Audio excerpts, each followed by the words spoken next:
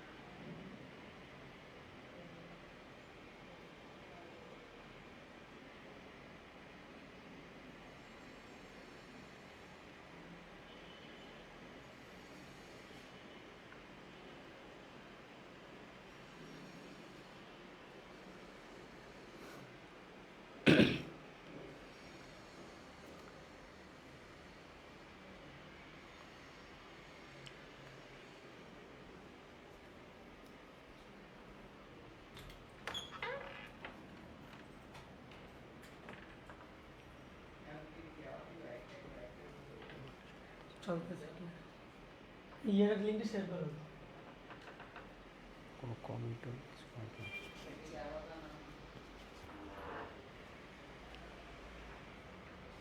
আচ্ছা, আজকের ক্লাসে আমরা যা যা শিখবো, যা বলছিলাম, আজকে আমরা শিখবো হচ্ছে হিসাবের বইসমূহ। হিসাবের বইসমূহ অংশের মধ্যে থাকবে হচ্ছে জাবেদা এবং জাবেদার শ্রেণী বিভাগ। তারপরে আমরা শিখবো হচ্ছে খতিয়ান। খতিয়ানকে দুই ভাগে ভাগ করা হবে, সাধারণ খতিয়ান এবং গুরুত্বপূর্ণ অংশ সহকারী খতিয়ান। তারপরে আমরা শিখবো হচ্ছে নগদান বই, 1 ঘরা 2 ঘরা 3 ঘরা, আর হচ্ছে খুচরা নগদান বই। তার পাশাপাশি আমরা শিখব হচ্ছে ব্যবসায় ঋণের শর্ত, অর্থাৎ ধারে বা বাকিতে পণ্যদ্রব্য ক্রয় বিক্রয়ের ক্ষেত্রে যে শর্তগুলো ব্যবহার করা হয় সেই রকমের শর্ত, এর প্রয়োগ এবং হচ্ছে এই সম্পর্কিত নগদ বাট্টা নির্ণয়।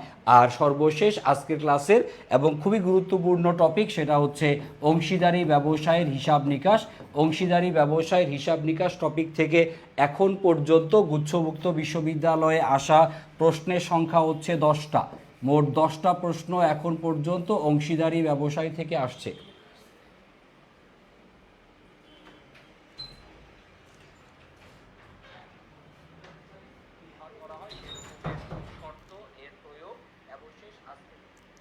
ওকে, সবাই আশা করি ঠিকঠাক মতো শুনতে পাচ্ছেন এবং দেখতে পাচ্ছেন। লামিয়া সরকার, ওয়ালাইকুম সালাম। সবাই ঠিকঠাক মতো শুনতে পাচ্ছেন কিনা, দেখা যাচ্ছে কিনা সেটা একটু জানাবেন। আর হচ্ছে সবাইকে একটু তাড়াতাড়ি ক্লাসে জয়েন করতে বলেন। ঠিক আছে, যা বলছিলাম, আজকে হচ্ছে অংশীদারি ব্যবসায়, এখান থেকে হচ্ছে 10টা প্রশ্ন আসছে এখন পর্যন্ত। বাট্টা থেকে এখন পর্যন্ত প্রশ্নের সংখ্যা হচ্ছে 3টা। মোট 3টা প্রশ্ন আসছে হচ্ছে বাট্টা থেকে গুচ্ছে। আর জাবেদা, খতিয়ান, নগদান বই, এর মধ্যে খতিয়ান থেকে প্রশ্ন আসেই নাই বলা চলে। নগদান বই থেকে আসা প্রশ্নের সংখ্যা হচ্ছে একটা, আর জাবেদা থেকে মোট প্রশ্ন আসছে হচ্ছে এখন পর্যন্ত 60টা। তার মানে আজকের ক্লাসের গুরুত্বপূর্ণ যেই টপিক, সেই টপিকের নাম যদি আমরা ফাইন্ড আউট করি, আজকের টপিক হচ্ছে জাবেদা। এই টপিকটা বেশ গুরুত্বপূর্ণ। আর হচ্ছে অংশীদারি ব্যবসায়ের হিসাব, এই টপিকটা খুবই খুবই গুরুত্বপূর্ণ।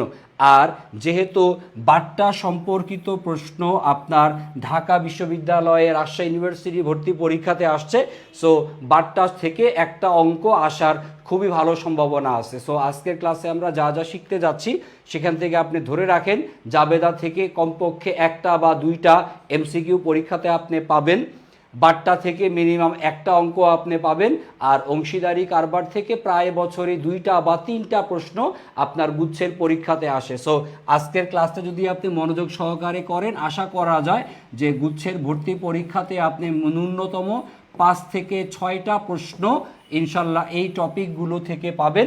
এবং আজকের ক্লাসে আমরা যা যা আলোচনা করে দিব সেগুলো খুব মনোযোগ সহকারে পড়তে পারলে এই গুচ্ছের 5 থেকে 6টা প্রশ্ন খুব সহজ, এবং এগুলো আপনারা খুব তাড়াতাড়ি পরীক্ষার হলে অ্যান্সার আশা করি মিলিয়ে দিয়ে আসতে পারবেন। আসেন আর কথা না বাড়িয়ে আমরা আমাদের ক্লাসের মূল আলোচনায় চলে যেতে চাই। আজকের ক্লাসে আমরা আলোচনা শুরু করব যেই টপিকটা দিয়ে, সেটার নাম হচ্ছে জাবেদা। জাবেদা কি, কাকে বলে, এই সম্পর্কিত একটা আলোচনা আমাদের স্লাইডে দেওয়া আছে। আমরা খুব শর্টকাটে, খুব অল্প সময়ের মধ্যে আমরা হচ্ছে জাবেদার বেসিকটা একটু ক্লিয়ার করে নেওয়ার চেষ্টা করব। জাবেদা খুবই সহজ আলোচনা, বাট তারপরে আমি একটু আপনাদেরকে মনে করাই দিতে চাই।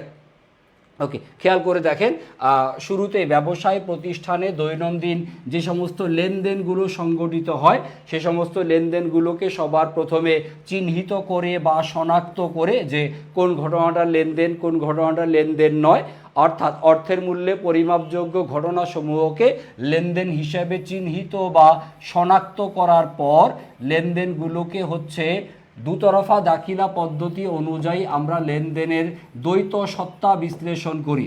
দুতরফা দাখিলা পদ্ধতি ব্যবহারের মাধ্যমে লেনদেনকে তার দ্বৈত সত্তা মানে হচ্ছে লেনদেনের সাথে জড়িত দুইটা পক্ষ, একটা হচ্ছে ডেবিট আরেকটা হচ্ছে ক্রেডিট।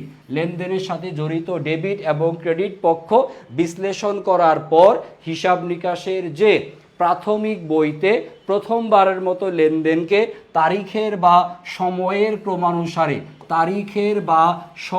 ক্রমানুসারে লেনদেনকে লিপিবদ্ধ করা হয় প্রথমবারের মতো, সেটাকে বলা হয় হচ্ছে জাবেদা। তাহলে হিসাব বিজ্ঞান প্রক্রিয়াতে আমাদের জাবেদা যে বিষয়টা, সেটার কাজ হচ্ছে লেনদেনকে হিসাবের বইতে লিপিবদ্ধ করা, রেকর্ড করা। লেনদেনকে হিসাবের বইতে লিপিবদ্ধ করা হয় জাবেদার মাধ্যমে।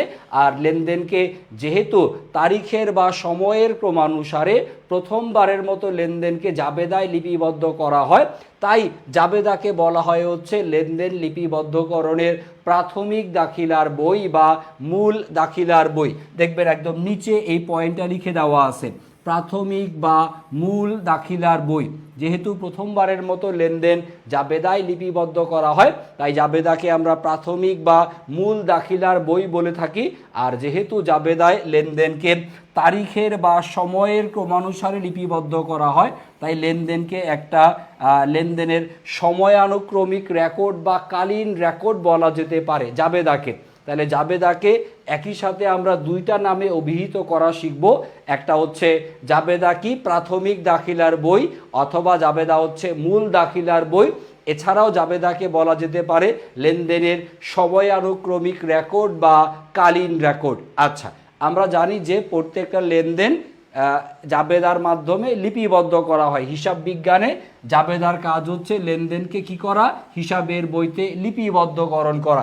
এবং লেনদেনগুলোকে যখন আমরা লিপিবদ্ধ করি, লেনদেনের সাথে জড়িত ডেবিট পক্ষ এবং ক্রেডিট পক্ষ সেটাকে এক জায়গাতে বা এক স্থানে দেখানো হয় জাবেদার মাধ্যমে। অর্থাৎ জাবেদা একটা লেনদেনের সাথে জড়িত যে ডেবিট এবং ক্রেডিট পক্ষ, সেই ডেবিট এবং ক্রেডিট পক্ষকে সমপরিমাণ ডেবিট ও সমপরিমাণ ক্রেডিট টাকা দ্বারা হিসাব নিকাশের প্রাথমিক বই বা জাবেদায় লিপিবদ্ধ করা হয়। অর্থাৎ প্রত্যেকটা লেনদেনের সাথে জড়িত যত পক্ষ আছে, ডেবিট পক্ষ একাধিক হতে পারে, ক্রেডিট পক্ষ একাধিক হতে পারে, তবে মোট ডেবিট টাকার পরিমাণ অবশ্যই মোট ক্রেডিট টাকার সমান হয়। যেহেতু মোট ডেবিট এবং ক্রেডিট টাকার পরিমাণ সমান হয়, তাই জাবেদা প্রাথমিকভাবে লেনদেন লিপিবদ্ধ করার সময় যদি কোনো ভুল হয়, জাবেদা লেনদেন লিপিবদ্ধকরণের ভুলকে শনাক্ত করতে পারে বা খুঁজে বের করতে পারে। সো এই কথাগুলো হচ্ছে জাবেদা সম্পর্কে বেসিক আলোচনা, যা অলরেডি মোটামুটি আপনারা জানেন। সো এখানে আমি আর খুব বেশি সময় ব্যয় করতে চাই না।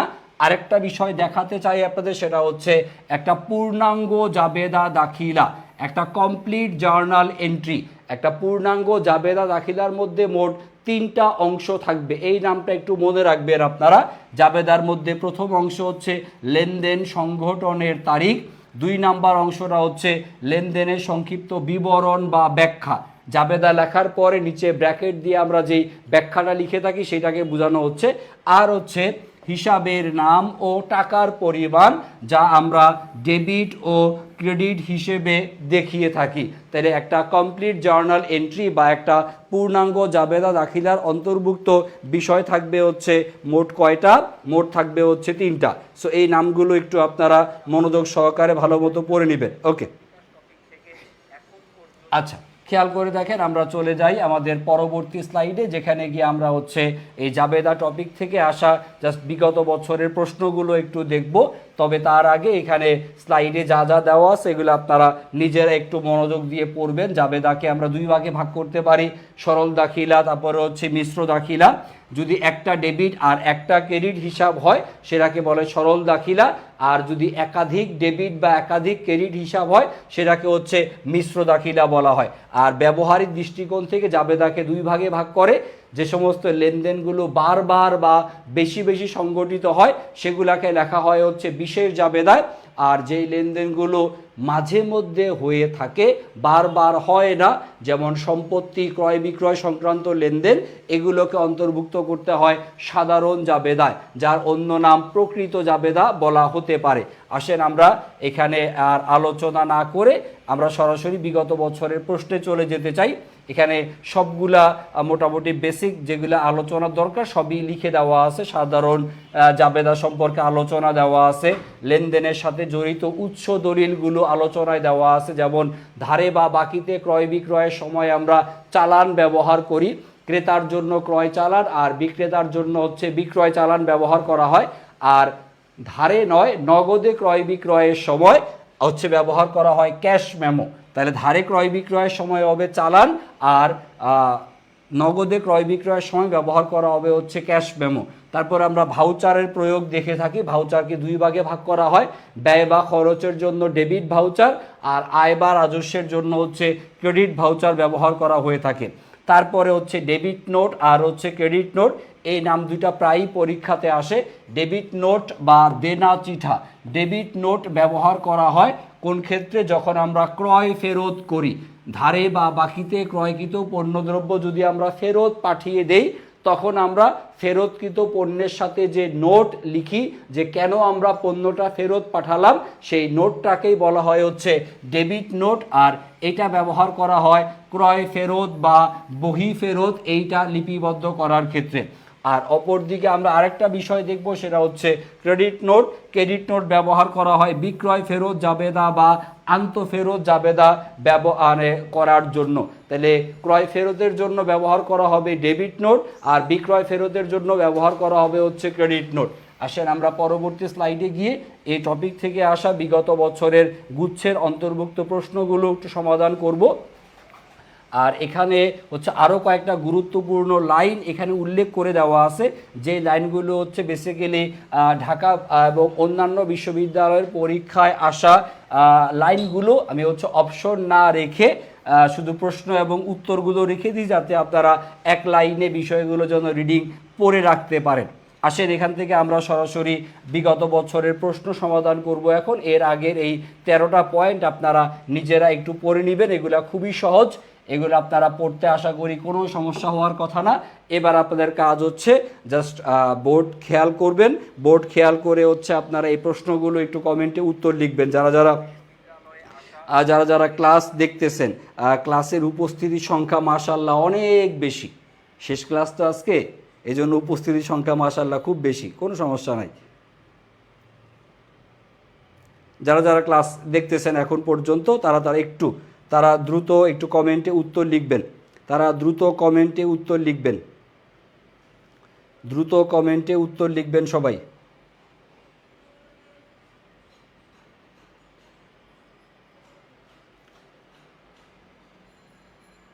জি, শুরু করি বিগত বছরের প্রশ্নের অনুশীলন।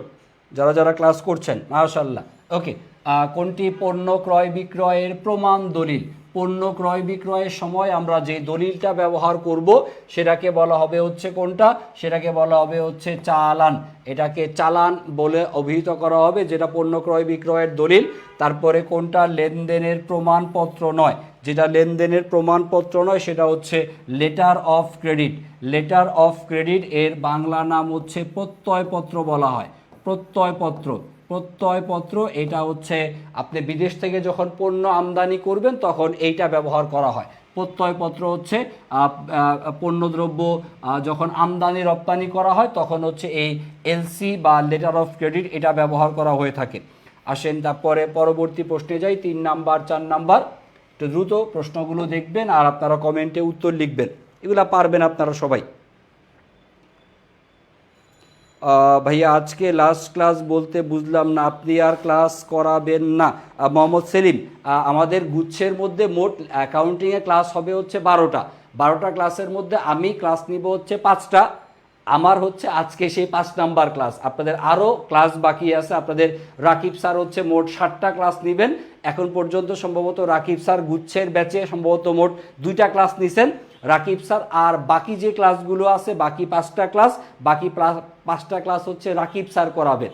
আমার করানো এটা হচ্ছে শেষ ক্লাস, আমি সেই কথাটা বলছি। আচ্ছা, ওকে, খেয়াল করেন পরবর্তী কোয়েশ্চেন নাম্বার 3 নাম্বার প্রশ্ন। বারাকা লিমিটেড এই কোর্সে 5 লক্ষ টাকা দিয়ে হচ্ছে মেশিন কিনছে, পরিবহন খরচ দিছে হচ্ছে 2000 টাকা, ভালো যোগ করবেন। সংস্থাপন খরচ 20,000 টাকা যোগ করবেন। চালু করার আগে পরীক্ষার খরচ ইনস্টলেশন কস্ট এটা যোগ করবেন। তারপরে মেশিনের লাইসেন্স ফি প্রত্যেক বছরে দিতে হবে, এটা আসবে না। আর হচ্ছে দুর্ঘটনার বীমা খরচ এটাও আসবে না। প্রশ্ন হচ্ছে মেশিন হিসাবে কত টাকা ডেবিট করতে হবে? মেশিন হিসাবে ডেবিট করবেন কত টাকা? 5,02,000, 5,22,000, 5,32,000। কই আছে? অ্যান্সার হচ্ছে অপশন নাম্বার বি, 5,32,000 টাকা। তারপর পরবর্তী কোয়েশ্চেন নাম্বার 4, 51,900 টাকা আয়কর প্রদান করা হয়েছে। এইটা ক্ষেত্রে ডেবিট হবে কোনটা? আয়করের ক্ষেত্রে ডেবিট করা হবে কাকে? উত্তরণ হিসাবকে ডেবিট করা হবে। এটা এক মালিকানা কারবারের প্রশ্ন। এক মালিকানা কারবারের মালিক যিনি আয়কর দিয়ে থাকেন, এটা ব্যবসায়ী থেকে যেহেতু দেয়া হয় তো এই জন্য আমরা উত্তরণ হিসাবকে হচ্ছে ডেবিট করে রাখবো। তারপরে আসি পরবর্তী প্রশ্নে যাই। কোয়েশ্চেন নাম্বার 5, 6 খেয়াল করেন। কোয়েশ্চেন নাম্বার 5 নাম্বার প্রশ্নে বলা আছে বিনামূল্যে পণ্য বিতরণ এর জাবেদা। আর 6 নাম্বারে হচ্ছে ডেবিট নোট কখন ব্যবহার করা হবে? দেন কমেন্টে উত্তর দেন তাড়াতাড়ি। ভাইয়া ডেবিট করতে হবে এইটা দ্বারা কি বুঝায়? ডেবিট করতে হবে মানে হচ্ছে যখন আপনি যন্ত্রপাতিটা ক্রয় করেন, যন্ত্রপাতি ক্রয় করার সময় যন্ত্রপাতি ক্রয় করলে আপনি জাবেদা লিখবেন কি? যন্ত্রপাতি হিসাব ডেবিট আর হচ্ছে কি নগদান হিসাব ক্রেডিট। এখন এই যন্ত্রপাতি হিসাবে আপনি কত টাকা ডেবিট করবেন? যন্ত্রপাতির ক্রয় মূল্য, যন্ত্রপাতি ক্রয়ের সাথে জড়িত আনুষঙ্গিক যত খরচ আছে, ক্রয়, পরিবহন, সংস্থাপন ব্যয়, সংস্থাপন মজুরি, এই সবগুলো সম্পত্তির ক্রয় মূল্যের সাথে যোগ করে যন্ত্রপাতি হিসাবে ডেবিট করে দেখানো হবে। আশা করি সেলিম বুঝতে পারছেন আমার কথা। ওকে, আসেন পরবর্তী প্রশ্ন। বিনামূল্যে পণ্য বিতরণ করা হয় কি জন্য? বিজ্ঞাপনের উদ্দেশ্যে। সো বিজ্ঞাপন ব্যয় হিসাব হবে ডেবিট আর ক্রয় হিসাবকে করা হবে হচ্ছে ক্রেডিট। বিজ্ঞাপন হিসাব ডেবিট, ক্রয় হিসাব ক্রেডিট। এটা হচ্ছে আপনার কালীন মজুদ পদ্ধতি অনুযায়ী করা হচ্ছে। কালীন মজুদ পদ্ধতিতে এই জাবেদাটা হয়। তবে যদি আমরা অবিরত পদ্ধতি হতো তখন আমরা এখানে ক্রয় হিসাবের পরিবর্তে অপশনে হয়তো বা মজুদ পণ্য হিসাব এইটা দেওয়া থাকতো। তবে যেহেতু এইটা হচ্ছে মোটামুটি সনাতন হিসাব বিজ্ঞানের ধারণা থেকে আসা প্রশ্ন, সো ক্রয় হিসাব থাকাটা অস্বাভাবিক কিছু না। তারপর ডেবিট নোট, ডেবিট নোট ব্যবহার করা হবে ক্রয় ফেরতের জন্য, ধারে ক্রয়কৃত পণ্য ফেরত পাঠানোর ক্ষেত্রে আমরা হচ্ছে ডেবিট নোট ব্যবহার করে থাকি। অ্যান্সার হবে হচ্ছে অপশন নাম্বার এ। ওকে, সামনে যাই, অনেক প্রশ্ন আমাদের সমাধান করা লাগবে আজকে, তাড়াতাড়ি করব আমরা সবাই। Question number 7, 8, 9। 7 নাম্বার প্রশ্ন সম্ভবত এটা কোথায়, হ্যাঁ কুমিল্লা বিশ্ববিদ্যালয়ের পরীক্ষা এবছর আসছে, কুমিল্লা বিশ্ববিদ্যালয়ের প্রশ্ন এই বছরের। কুমিল্লার আরও একটা প্রশ্ন, কুমিল্লার আরও একটা প্রশ্ন। কুমিল্লা বিশ্ববিদ্যালয়ে এক জাবেদা টপিক থেকেই তারা প্রশ্ন দিয়ে দিছে 3টা, 30টা প্রশ্নের মধ্যে জাবেদা টপিক থেকে আসছে 3টা প্রশ্ন। ওকে, 7 নাম্বার কোয়েশ্চেন দেখেন, 15% হচ্ছে আমাদের ভ্যাট সহ পণ্য ক্রয় করছি কত, 69,000 টাকা। আমাদের ভ্যাটের পরিমাণ বের করতে হবে। সো ভ্যাটের পরিমাণ বের করব এইভাবে, 69,000 ইন্টু 15 ডিভাইডেড বাই হবে হচ্ছে 115। ভ্যাট নির্ণয়ের সময় 15/115 দ্বারা ভাগ করতে হয়। কাটাকাটি যদি আমরা করি, 15 একে 15 আর হচ্ছে 15 আমরা 5 দ্বারা কাটাকাটি করতে পারি, 5 দ্বারা, 3 5 হচ্ছে 15 আর 5 20 100, 5 23 হচ্ছে 115। তাহলে 5 দ্বারা কাটাকাটি করলে উপরে 3 আর নিচে হচ্ছে 23। এবার 23 দিয়ে 69 কাটলে হচ্ছে 3, 3 3 9, 3 2 6 আর এই 3টা শূন্য মানে হলো 3000, 3000 আর 3, 3 3 9,000 টাকা। ভ্যাটের পরিমাণ হবে হচ্ছে 9,000 টাকা। লেনদেনের সর্বশেষ আশ্রয়স্থল, লেনদেন সবার শেষে যেখানে যায় সেটাকে বলা হবে হচ্ছে খতিয়ান। সর্বশেষটা হবে হচ্ছে খতিয়ান। আর পণ্য বিক্রয় ও আয়ের জন্য, আয়ের জন্য বিক্রয় করলেও আপনার কি হয়, আয় অর্জিত হয়। এছাড়া অন্যান্য সকল প্রকার আয়ের জন্য যে ভাউচার ব্যবহার করা হবে সেটাকে বলা হবে হচ্ছে ক্রেডিট ভাউচার, আয়ের জন্য ক্রেডিট ভাউচার। আর যে কোনো ব্যয় বা খরচ লিপিবদ্ধ করার জন্য তখন ডেবিট ভাউচার ব্যবহার করা হয়ে থাকে। আসেন পরবর্তী প্রশ্নে যেতে চাই। কোয়েশ্চেন নাম্বার 9 পর্যন্ত করলাম আমরা। কোয়েশ্চেন নাম্বার 10 নাম্বার প্রশ্ন হচ্ছে জগন্নাথ বিশ্ববিদ্যালয়ের এই বছরের পরীক্ষায় আসা, জগন্নাথের পরীক্ষায় আসা প্রশ্ন। কোয়েশ্চেন নাম্বার 10, নগদে টেবিল পুনঃবিক্রয়ের জন্য ক্রয় করা হয়েছে, পুনঃবিক্রয়ের জন্য ক্রয় করা হয়েছে। তাহলে আমাদের জাবেদা কি হবে? এখানে মনে রাখতে হবে টেবিল এইটা একটা স্থায়ী সম্পত্তি। আমরা টেবিলের জন্য কাকে ডেবিট করা উচিত? টেবিলের জন্য আমাদের আসবাবপত্র হিসাবকে ডেবিট করা উচিত। কিন্তু যখন আমরা কোনো কিছু পুনরায় বিক্রয়ের উদ্দেশ্যে ক্রয় করি, পুনরায় বিক্রয়ের উদ্দেশ্যে যেটা আমরা ক্রয় করি সেটাকে আমাদের পণ্য হিসেবে গণ্য করা লাগবে। তাহলে পুনরায় বিক্রয়ের জন্য যেহেতু কেনা হয়েছে সেহেতু অ্যান্সারটা হবে হচ্ছে অপশন নাম্বার সি, ক্রয় হিসাব ডেবিট, নগদান হিসাব ক্রেডিট। এখানে আপনি বি নাম্বার অপশন যদি উত্তর দেন তাহলে কিন্তু ভুল করা হয়ে যাবে। তারপর নাম্বার 11, যদি বাকিতে বিক্রিত পণ্য ক্রেতার নিকট থেকে ফেরত আসে, মানে আমরা যদি ফেরত গ্রহণ করি, ফেরত যদি আমরা পাই তাহলে আমরা যে জাবেদায় লিখব সেটার নাম হচ্ছে বিক্রয় ফেরত জাবেদা। দেখেন অপশনের মধ্যে বিক্রয় ফেরত জাবেদা এই নামটা দেওয়া নাই। বিক্রয় ফেরত জাবেদা থাকলে এটা উত্তর হতো। বিক্রয় ফেরত জাবেদা নাই, যেহেতু বিক্রয় ফেরত নামক বিশেষ জাবেদা উল্লেখ করা নাই, এর পরিবর্তে অ্যান্সার হবে হচ্ছে সাধারণ জাবেদা। তবে যদি অপশনে বিক্রয় ফেরত জাবেদা থাকতো এটা অবশ্যই অ্যান্সার হতো। আশা করি বুঝতে পারছি আমরা সবাই। আসেন পরবর্তী প্রশ্নে যাই। কোয়েশ্চেন নাম্বার 11 পর্যন্ত করলাম। কোয়েশ্চেন নাম্বার 12 নাম্বার কোয়েশ্চেনে একটু ঝামেলায় পড়তে পারেন আপনারা, এটা যদি একটু মনোযোগ সহকারে শোনেন আমার কাছ থেকে। দেখেন 12 নাম্বার প্রশ্নে বলছে নিচের বিষয়গুলোর কোনটি জাবেদায় লিপিবদ্ধ করা উচিত। শুধু প্রশ্নে জাবেদা শব্দটা দেওয়া আছে, শুধু জাবেদা দেওয়া থাকলে এটা সাধারণ জাবেদাকে নির্দেশ করবে। শুধু জাবেদা বলে দেওয়া থাকলে সাধারণ জাবেদাকে নির্দেশ করবে। আর সাধারণ জাবেদার মধ্যে সম্পত্তি ক্রয় বিক্রয় সংক্রান্ত লেনদেন লিপিবদ্ধ করা হয়। অর্থাৎ আমাদের এখানে 2 নাম্বার এবং 4 নাম্বার অপশনে যে দুইটা দেওয়া আছে 2 এবং 4, আসবাবপত্র বাকিতে ক্রয় অতিরিক্ত যন্ত্রপাতি বিক্রয়, সম্পত্তি সংক্রান্ত এই দুইটা লেনদেন 2 এবং 4, এই দুইটা লেনদেন আমরা লিখব কোথায়? আমরা লিখব হচ্ছে জাবেদায়। শুধু জাবেদা বললে কাকে নির্দেশ করে? শুধু জাবেদা বললে সাধারণ জাবেদাকে নির্দেশ করবে। আশা করি বুঝতে পারছি। তারপরে আসেন কোশ্চেন নাম্বার 13-তে যেতে চাই। কোশ্চেন নাম্বার 13 নাম্বার প্রশ্ন। 13 নাম্বার প্রশ্ন, এখানে এই সেম প্রশ্ন যে মেশিন হিসাবে কত টাকা ডেবিট করব আমরা। তো মেশিনের ক্রয় মূল্য 80,000 টাকা, যোগ পরিবহন খরচ 1,500, যোগ স্থাপন খরচ 3,000 টাকা, বার্ষিক লাইসেন্স ফি প্রত্যেক বছরে যেটা দিবেন এইটা হিসাবে আসবে না। তাহলে কত হচ্ছে? 81,500, 84,500। অ্যান্সার হচ্ছে অপশন নাম্বার এ, 84,500। আমাদের কোশ্চেন নাম্বার 13 অ্যান্সার হবে অপশন নাম্বার এ। আসেন সামনে যাই, পরবর্তী প্রশ্ন দেখি। কোশ্চেন নাম্বার 12 করলাম, 13 করলাম।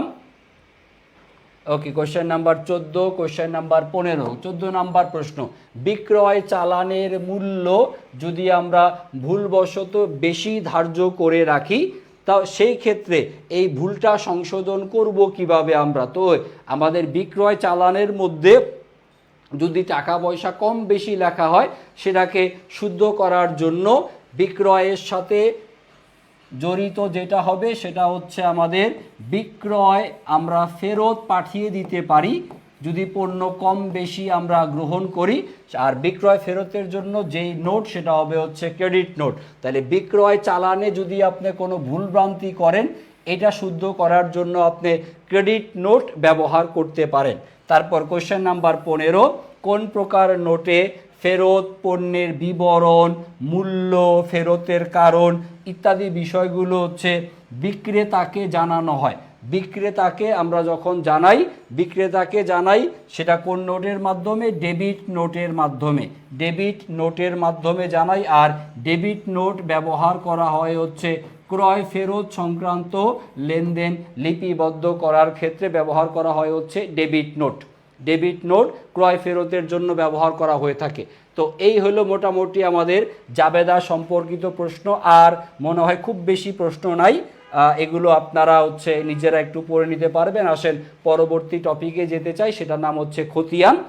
খতিয়ান আমরা জানি যে লেনদেনের একটা পাকা বই বলা হয়, এবং সমস্ত লেনদেনের সর্বশেষ আশ্রয়স্থল হচ্ছে খতিয়ানকে বলা হয়।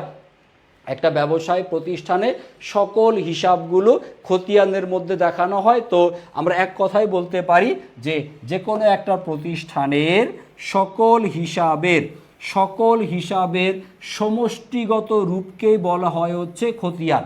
একটা ব্যবসায় প্রতিষ্ঠানের যত হিসাব আছে সবগুলোকে সমষ্টিগতভাবে খতিয়ান নামে অভিহিত করা হয়। খতিয়ানকে আমরা দুই ভাগে বিভক্ত করব, একটা হচ্ছে সাধারণ খতিয়ান আর একটা হচ্ছে সহকারী খতিয়ান।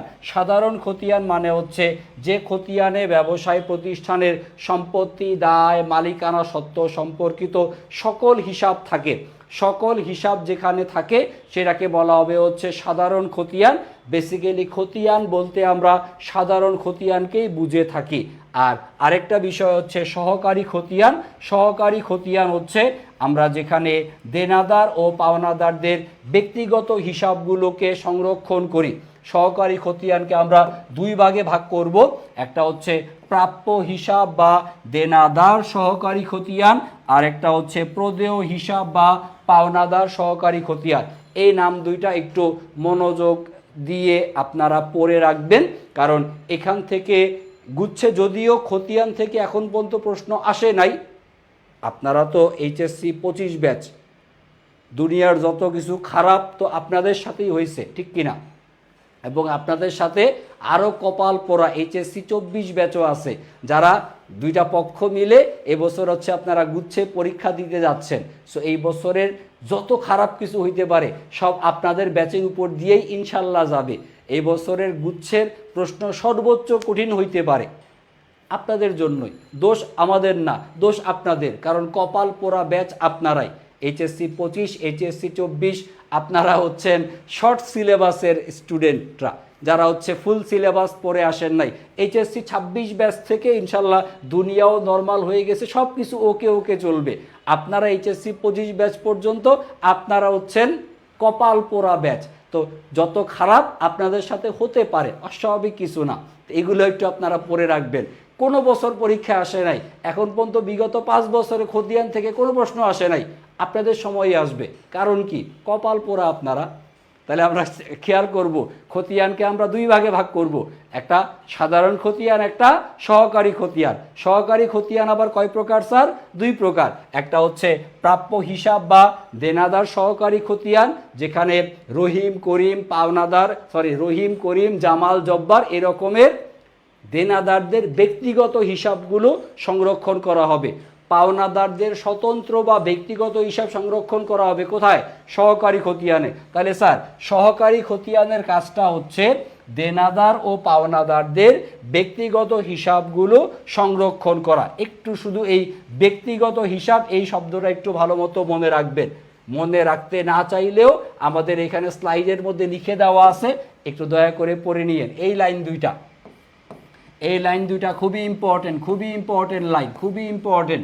প্রাপ্য হিসাব বা দেনাদার সহকারী খতিয়ানে ক্রেতা বা গ্রাহক অর্থাৎ দেনাদারদের ব্যক্তিগত হিসাবসমূহ স্বতন্ত্র আলাদাভাবে সংরক্ষণ করা হয়, দেনাদারদের ব্যক্তিগত হিসাব। আর প্রদেয় হিসাব বা পাওনাদার সহকারী খতিয়ানে বিক্রেতা বা সরবরাহকারী অর্থাৎ পাওনাদারদের ব্যক্তিগত হিসাব সংরক্ষণ করা হয়। তাহলে দেনাদার পাওনাদারদের ব্যক্তিগত হিসাব সংরক্ষণ করা হয়, এইটা একটু মনোযোগ সহকারে পড়ে নেবেন, ঠিক আছে? ওকে।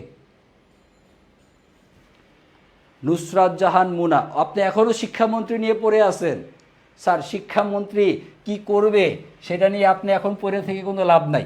শিক্ষামন্ত্রী সাথে গুচ্ছের পরীক্ষার খুব একটা মনে হয় না যে মিলঝিল হইতে পারে, তবে গুচ্ছের পরীক্ষাটা তো হচ্ছে আপনার সম্ভবত ঈদের পরপরই, তাই না? গুচ্ছের আগে তো আর কোনো ভর্তি পরীক্ষা নাই। সো মিলন সাহেব সম্ভবত হেলিকপ্টার দিয়ে প্রথম গুচ্ছের পরীক্ষাতে গার্ড দিতে আসতে পারে। আপনারা পরীক্ষা দিবেন আর দেখবেন যে হেলিকপ্টারের শব্দ পাওয়া যাচ্ছে, হেলিকপ্টার মিলন সাহেব চলে আসবে আপনাদের পরীক্ষার হলে। আচ্ছা, তো গুচ্ছের পরীক্ষাতে আপনারা কেউ কি নকল নিয়ে যাওয়ার চিন্তা ভাবনা করতেছেন? ডেফিনেটলি না। যত নকল নেওয়ার দরকার মাথায় করে নিয়ে যান। এখনও যেই কয়টা সময় বাকি আছে একটু মনোযোগ সহকারে পড়লে পুরা সিলেবাস এমনিতেই গুছানো আছে। আমাদের অ্যাকাউন্টিং যেভাবে স্লাইডগুলো দিচ্ছি, আগের ক্লাসের স্লাইডগুলো আমি যা যা দিছি আপনাদের, সেগুলো সবাই পড়ছেন কিনা, সেগুলোতে কারো কোথাও প্রবলেম থাকলে আমাকে জানাবেন, এবং যেভাবে স্লাইডগুলো গুছিয়ে আমি দিয়েছি একটু মনোযোগ সহকারে পড়বেন। ইনশাল্লাহ অ্যাকাউন্টিং সাবজেক্ট নিয়ে টেনশন করার কিছু নাই। আচ্ছা, তো এখান থেকে আর তেমন কিছু লাগবে না। আমরা হচ্ছে এখান থেকে কয়েকটা কোশ্চেন একটু সমাধান করি, খতিয়ান থেকে অল্প কয়েকটা কোশ্চেন। আসেন সবাই মিলে খতিয়ান থেকে অল্প কয়েকটা কোশ্চেন সমাধান করি। কোশ্চেন নাম্বার 1, লিপিবদ্ধকরণের দৃষ্টিকোণ থেকে জাবেদা ও খতিয়ান এই দুইটার মধ্যে সম্পর্ক বেসিক্যালি কীরকম? জাবেদা ও খতিয়ান এই দুইটার সম্পর্ক আমরা জানতে চাই। জাবেদা এবং খতিয়ানের সম্পর্ক হচ্ছে যে খতিয়ানে যে আপনি লেনদেনকে লিপিবদ্ধ বা অন্তর্ভুক্ত করবেন তার উৎস হিসেবে কাকে ব্যবহার করা হয়? জাবেদাকে ব্যবহার করা হয়। তাইলে লেনদেন লিপিবদ্ধ করার জন্য উৎস হচ্ছে কোনটা? জাবেদা।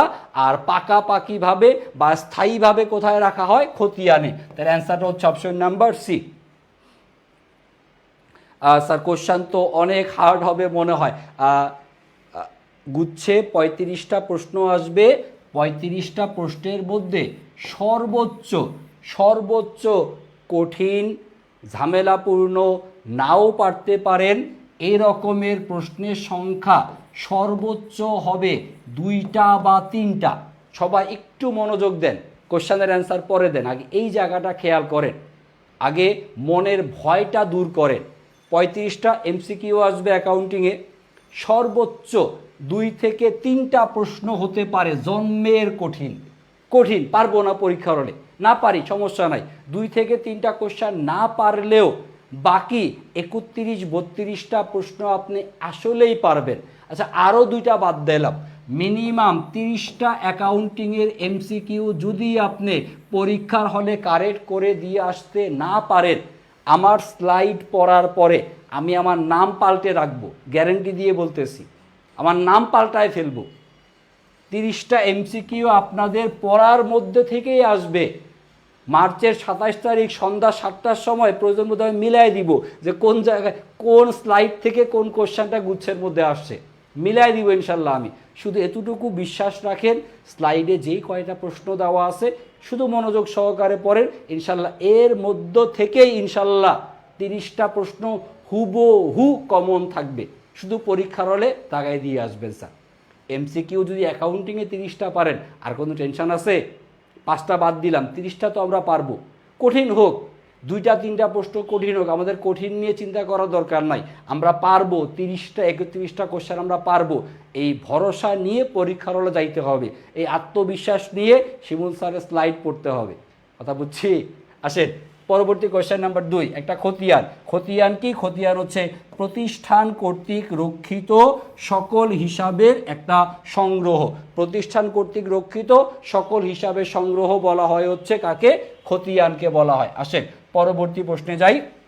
1 করলাম, 2 করলাম, 3 নাম্বার প্রশ্ন হ্যাঁ করেন, 3 নাম্বার 4 নাম্বার নিজেরা করতে থাকেন। স্যার আমার ম্যাথে অনেক সমস্যা। মুক্তা খাতুন, পিডিএফগুলো ভালো মতো পড়লে কি পারবো? অবশ্যই পারবেন।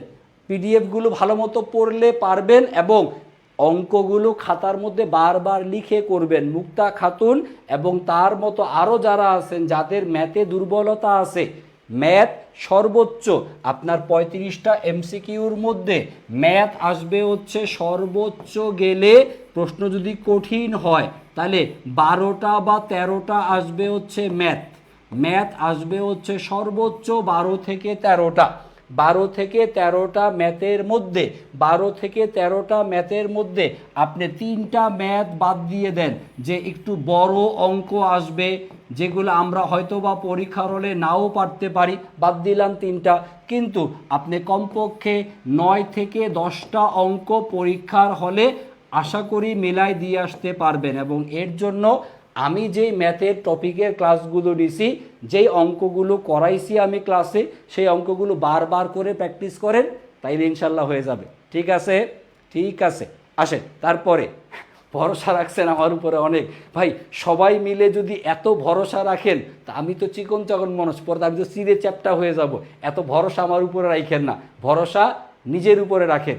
Self confidence is the best confidence. আমার উপরে ভরসা দরকার নাই, নিজের উপরে আত্মবিশ্বাস রাখেন। আপনি পারবেন, আপনাকে পারাই লাগবে, কারণ এরপরে আর সুযোগ নাই। জীবনে এটাই শেষ সুযোগ, এখানে গোল আপনারে দেওয়াই লাগবে এনি হাউ। এবার সামনে আপনাকে অ্যাটাকের জন্য 11 জন আসুক, রেফারি সহ 12 জন খেলুক, কমিটি সহকারে 13 জন খেলুক, আমি 13 জনের বিপক্ষে গোল দিয়ে আসবো পরীক্ষার হলে। পারবো কি না? পারা লাগবে, অন্য কোনো অপশনই নাই।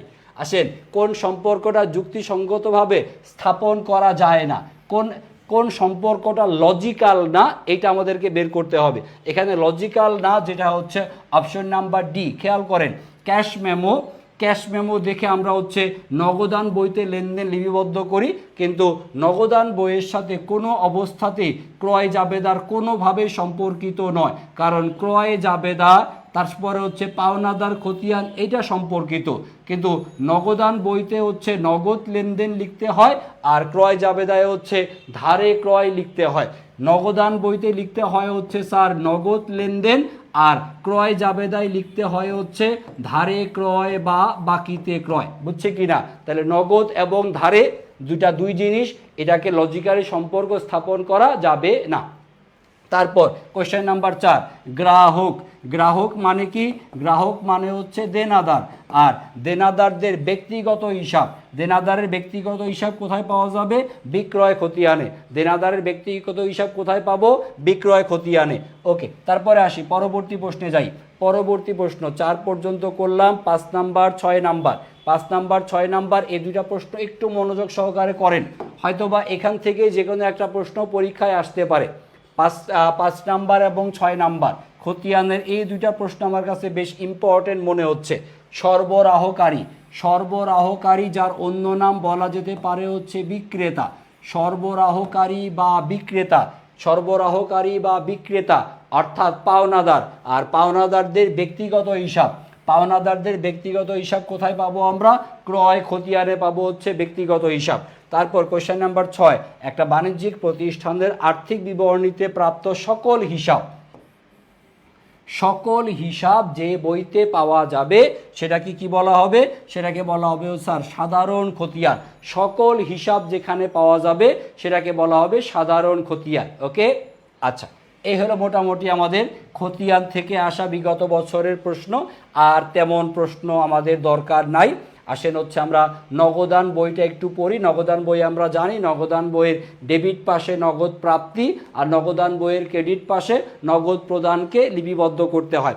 1 ঘরা 2 ঘরা 3 ঘরা খুচরা এরকমের নগদান বইয়ের ব্যবহার আমরা দেখে থাকি। নগদান বই থেকে আপনার এখন পর্যন্ত গুচ্ছে প্রশ্ন তেমন আসে নাই। এখান থেকে আমরা 2-1টা প্রশ্ন দেখতে চাই যা পরীক্ষাতে এখন পর্যন্ত আসছে বাট গুচ্ছে না অন্যান্য বিশ্ববিদ্যালয়ের পরীক্ষা।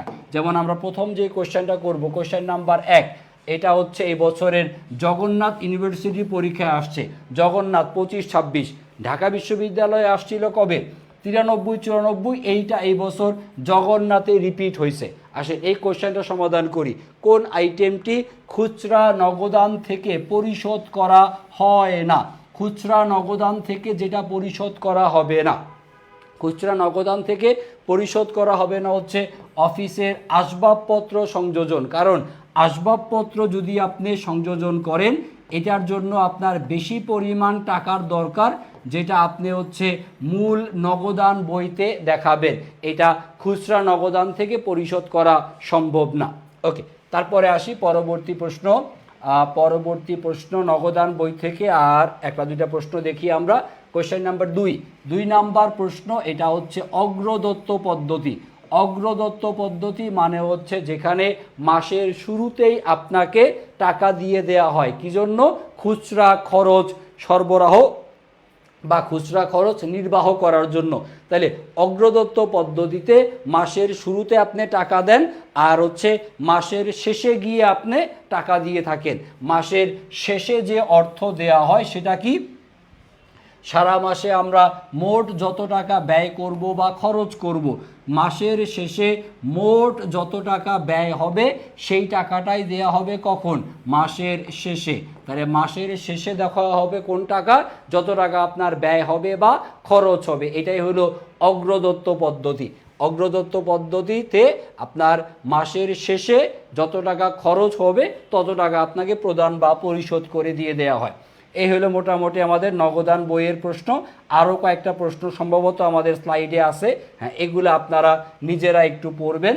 আচ্ছা আসেন এই কোশ্চেনটা একটু করি তো আমরা। কোশ্চেন নাম্বার 4 নাম্বার প্রশ্ন। আমি সব প্রশ্ন পড়ায় যাচ্ছি না, আমার চোখে যেটা গুরুত্বপূর্ণ মনে হচ্ছে সেটা আমি পড়াই দিচ্ছি, আর বাকিগুলো সব আপনারা রিডিং পড়ে নেবেন, ঠিক আছে? ওকে, দেখেন 4 নাম্বার, 10,000 টাকার পণ্য বিক্রয়ের উপর আমরা হচ্ছে 15% হারে ভ্যাট আদায় করছি। তাহলে বিক্রয়ের পরিমাণ হচ্ছে 10,000, যার উপরে প্রদত্ত ভ্যাটের পরিমাণ 15% আদায় করা হয়েছে। নগদান বইতে আমরা কত টাকা লিপিবদ্ধ করব? নগদান বইতে আমরা কত টাকা লিখব? খেয়াল করে দেখেন, মোট টাকার পরিমাণ হচ্ছে 10,000, আর এর উপরে ভ্যাটেরটা যদি আমরা হিসাব করি 15% হারে আপনি হচ্ছে ভ্যাট আদায় করছেন। 15% হারে যদি ভ্যাট আদায় করেন তাহলে আমাদের ভ্যাট সহকারে টাকার পরিমাণ কত আসে? 11,500 টাকা হবে। 11,500 টাকা ভ্যাট সহকারে টোটাল। এই টাকাটা আমরা কোথায় লিখব? নগদান বইতে লিপিবদ্ধ করব। তবে ভ্যাটের টাকা যাবে সরকারি কোষাগারে আর বিক্রয়ের টাকাটা কোম্পানির জন্য পরবর্তীতে আয় হিসেবে বিবেচিত হবে। এখানে আরও কিছু প্রশ্ন আপনারা পড়ে নিয়ে আসেন। এখান থেকে আমরা পরবর্তী টপিকের আলোচনায় যেতে চাই, যেটা বেশ গুরুত্বপূর্ণ আমার কাছে মনে হয় পরীক্ষার জন্য। সেটা হচ্ছে বাট্টা।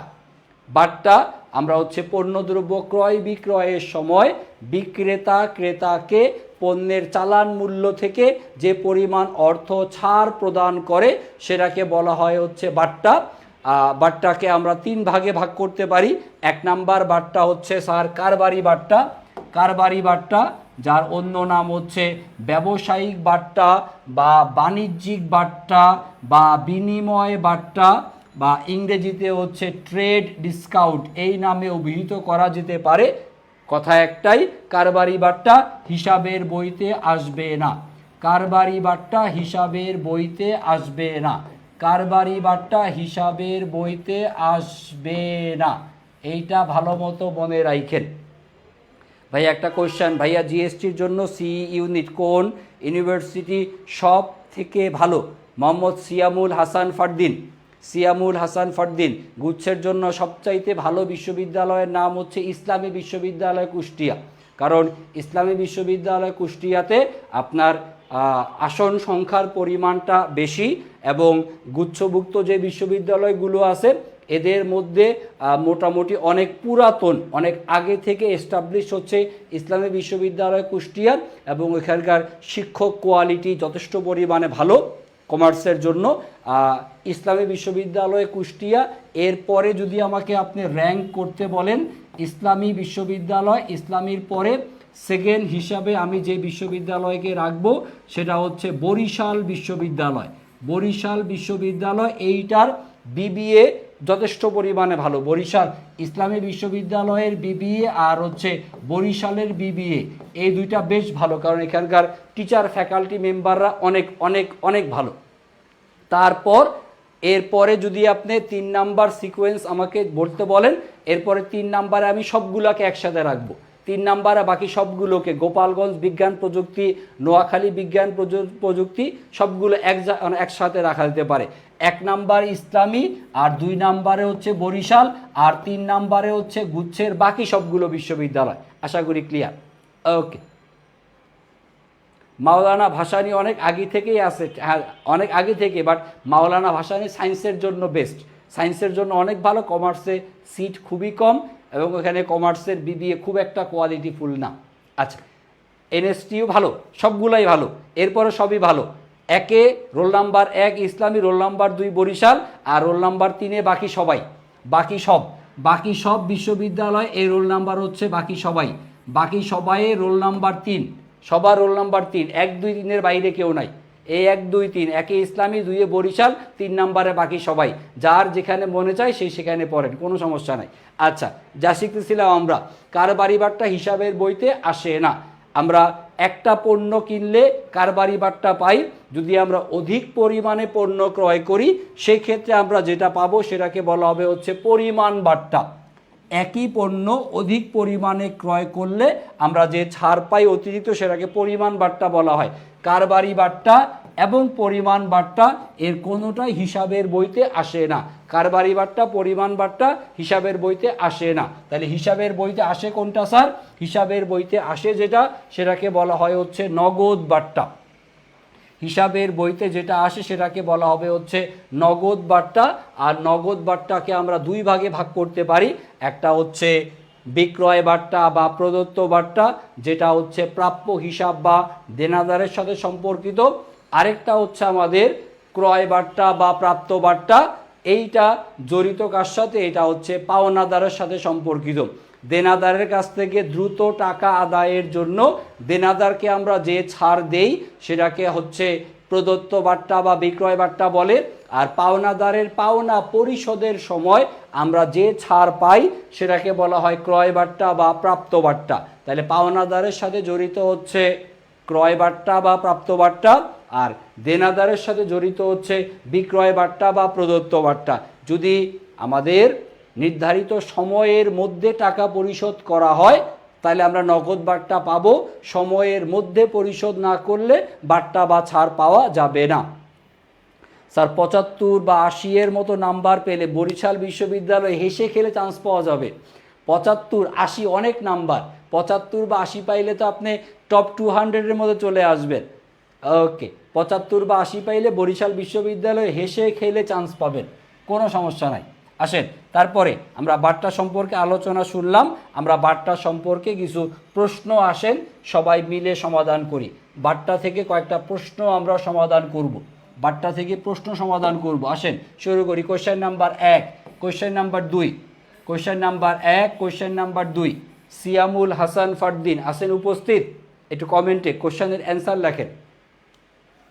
সিয়ামুল হাসান ফারদিন, এনএসটিউতে 80-90 পেলেই ভালো সাবজেক্ট পাবো। হ্যাঁ, আপনারা টার্গেট করেন গুচ্ছের মধ্যে জাস্ট এমসিকিউ। গুচ্ছে কোনো আপনার জিপিএর কোনো হিসাব নিকাশ নাই, শুধু এমসিকিউ এক্সাম। সো এমসিকিউ যদি আপনি 80টা মতো কারেক্ট করতে পারেন তাহলে তো পজিশনের দিকে থাকবেন। জিপিএ টিপিএর কোনো ঝামেলা নাই, শুধু এমসিকিউ কারেক্ট করে দিয়ে আসবেন, তাইলে আপনারা সর্বোচ্চ ভালো নাম্বার পেতে পারবেন আশা করি। হ্যাঁ, সিয়ামুল হাসান ফারদিন, আপনার কাছ থেকে কমেন্ট আশা করতেছি।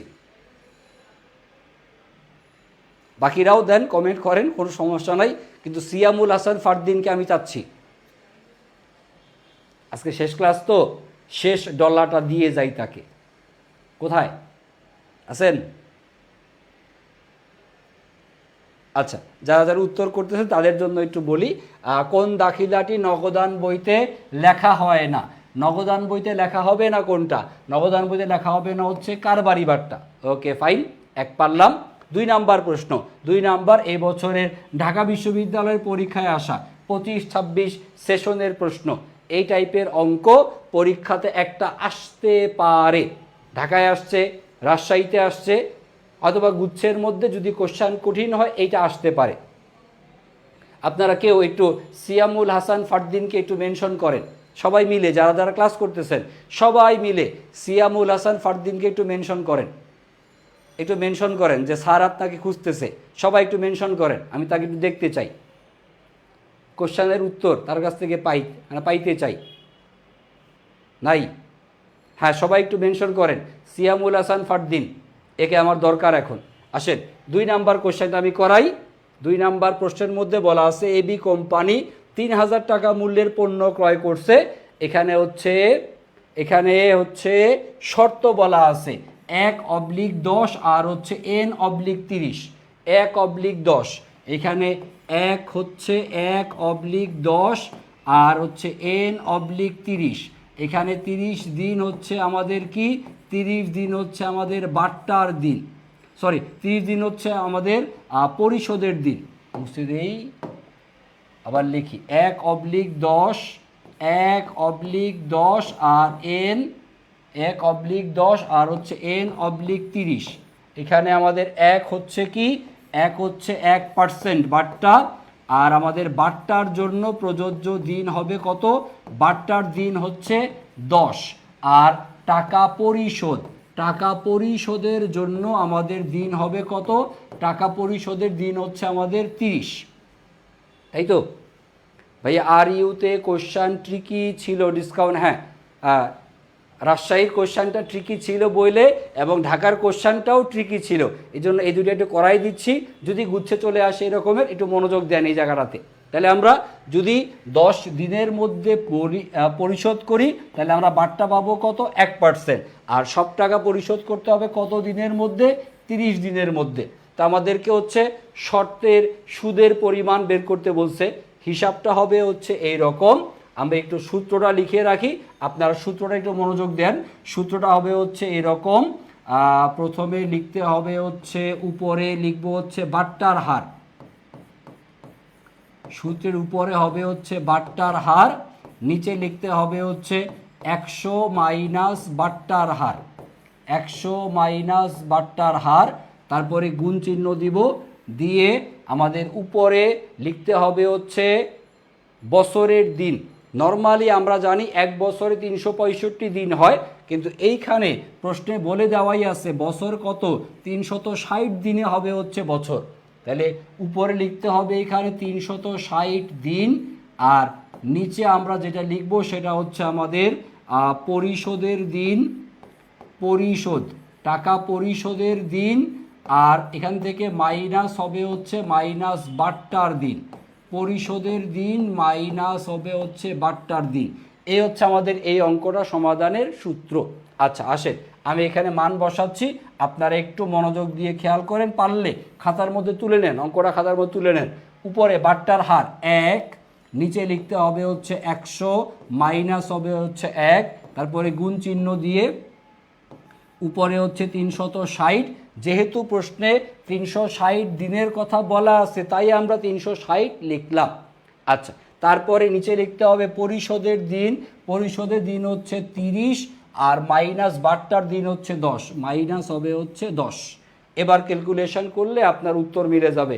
ভাইয়া নামাজে যাওয়ার টাইম হয়েছে, পরে রেকর্ড করে নিব। ওকে ইনশাল্লাহ সেলিম, টাটা, খুদা হাফেজ, পরে ক্লাস করে নিয়ে। আচ্ছা, তো এই হলো আমাদের অঙ্কটা। এই নিয়মে যদি আপনারা করেন তাহলে আমাদের অঙ্কের অ্যান্সার আসবে কত?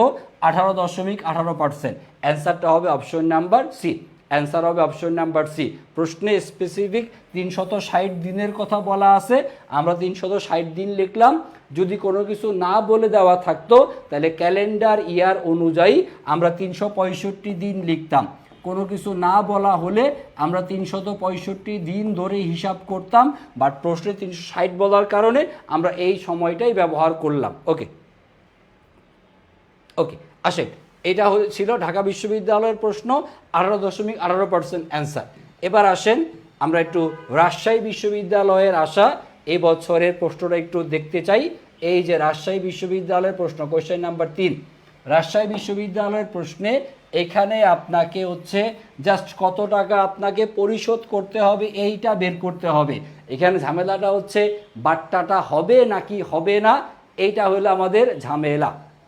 দেখেন প্রশ্নে বলছে ব্যবসা প্রতিষ্ঠান 25 জুলাই এই তারিখে আপনি হচ্ছে 2/10, তাহলে আমাদের শর্তের মধ্যে কত দিন? শর্তে বলা আছে হচ্ছে 10 দিন। যদি আমরা 10 দিনে পরিশোধ করি তাহলে আমরা বাট্টা পাবো, ছাড় পাবো কত? 2% আমরা হচ্ছে ছাড় পাবো। 1500 টাকার পণ্য ক্রয় করছেন, 30 তারিখে 300 টাকার পণ্য ফেরত পাঠাইছেন, তাহলে 1500 টাকা থেকে আমরা হচ্ছে এই 300 এটা আগে বাদ দিয়ে নেই। টাকার পরিমাণ থাকে কত? টাকার পরিমাণ থাকে হচ্ছে 1200, তাই তো? তারপর 5 আগস্ট এই তারিখে সম্পূর্ণ টাকা তিনি পরিশোধ করছেন। প্রশ্ন হচ্ছে কত টাকা আপনাকে পরিশোধ করতে হবে। এই 5 আগস্টের হিসাবটাতে আপনি ঝামেলায় পড়তে পারেন। নর্মালি আমরা যেটা করি, এই যে 25 জুলাই এই তারিখে যেহেতু আপনি পণ্যটা ক্রয় করেছেন, 25 জুলাই এর সাথে পরবর্তী 10 দিন আপনি হচ্ছে যোগ করে তারিখটা খুঁজে বের করবেন কয় তারিখ হয়। তাহলে হিসাব করেন আমার সাথে, 25-এর পরে 26, 27, 28, 29, 30 জুলাই মাস তো স্যার 31 দিনে হয়, তাহলে জুলাই মাসের 31 তারিখ পর্যন্ত। তাহলে খেয়াল করে দেখেন জুলাই মাসের দিনগুলো যদি আমরা হিসাব করি, জুলাইয়ের 26, 27, 28, তারপরে 29, 30, 31, মোট কয় দিন করলাম এখানে? 6 দিন। তারপরে জুলাইয়ের পরে যাব আমরা, সেটা হবে হচ্ছে আগস্ট মাস। আগস্টের 1 তারিখ, 2 তারিখ, 3 তারিখ, 4 তারিখ। এই 4 তারিখে গিয়ে আমার কয় দিন পূর্ণ হচ্ছে? 10 দিন সমাপ্ত হয়ে যাচ্ছে। তাহলে যেহেতু আমি টাকাটা পরিশোধ করলাম কবে? 5 তারিখে। 5 তারিখে কোনো বাট্টা আর পাওয়া যাবে না। বাট্টা পাওয়া যেত কয় তারিখে পরিশোধ করলে? 4 তারিখে করলে। 4 তারিখে করলে বাট্টা পাওয়া যেত, 5 তারিখে করার কারণে বাট্টা পাওয়া যাবে না। সো আমাদেরকে বাট্টা ছাড়াই উত্তর করতে হবে কত টাকা? 1200 টাকা। এইটা হবে কোশ্চেনের অ্যান্সার। এখানে দেখেন স্পেসিফিক কোনো দিনের হিসাব নিকাশ বলে দেওয়া নাই। কোনো কিছু না বলে দেওয়া থাকলে আমাদের যেটা ক্যালেন্ডার ইয়ার অর্থাৎ দিনপঞ্জির যে বিষয়টা আছে, ক্যালেন্ডার ইয়ার এইটা অনুযায়ী আমরা হচ্ছে হিসাব নিকাশটা কমপ্লিট করব। কোনো কিছু না বললে আমরা 365 দিনে বছর, জানুয়ারি 31, ফেব্রুয়ারি 28, মার্চ 31, এপ্রিল 30, এইভাবে আমরা হিসাব নিকাশটা করব। আশা করি বুঝছি সবাই। এই কোশ্চেন কারো বুঝতে সমস্যা আছে কি না? সো ঢাকা ইউনিভার্সিটির কোশ্চেনটা আর রাজশাহীর কোশ্চেনটা এই দুইটা একটু মনোযোগ সহকারে করবেন। আর বাকিগুলা সহজ, বাকিগুলা আমাদের এরকম সমাধান করে দেওয়া আছে, নিজেরা এগুলো পড়ে নেবেন, নিজেরা এগুলো পড়ে নিতে পারবেন। আসেন এই কোশ্চেনটা করাই দিই। এই কোশ্চেনটা করাই। কোশ্চেন নাম্বার 5 নাম্বার, একটা ব্যবসায়ী প্রতিষ্ঠান 2/10 N/30 6000 টাকার পণ্য তারা হচ্ছে ক্রয় করছে, আর 1000 টাকার পণ্য তারা কি করছে? ফেরত দিছে। আর বাকি টাকা বাট্টাকালীন সময়ের মধ্যে পরিশোধ করা হয়েছে, সময়ের মধ্যে। তাহলে বাট্টা হবে কত? বাট্টা হবে হচ্ছে 2%। আমাদের বাট্টার পরিমাণ কত টাকা এইটা বের করতে হবে। সো হিসাব করব আমরা এরকম, 6000 থেকে 1000 টাকা আমরা বাদ দেই, থাকলো কত? 5000। আর যেহেতু সময়ের মধ্যে 5000 টাকার উপর বাট্টা হবে হচ্ছে 2%, তাহলে 1টা 2টা কাটাকাটি করলে 50 ইন্টু 2, 50 দুগুণে কত টাকা হয়? 100 টাকা। বাট্টার পরিমাণ হবে হচ্ছে 100, বাট্টার পরিমাণ 100। আশা করি পারছেন। সহজ অঙ্কটাই আশা করি পরীক্ষায় আসবে, তবে যদি কঠিন অঙ্ক আসে, রাজশাহী এবং ঢাকার যে দুটা প্রশ্ন, এই দুটা সর্বোচ্চ কঠিন, বাট এই রকমের সহজ প্রশ্ন পরীক্ষায় আসার সম্ভাবনা খুব খুব খুব বেশি।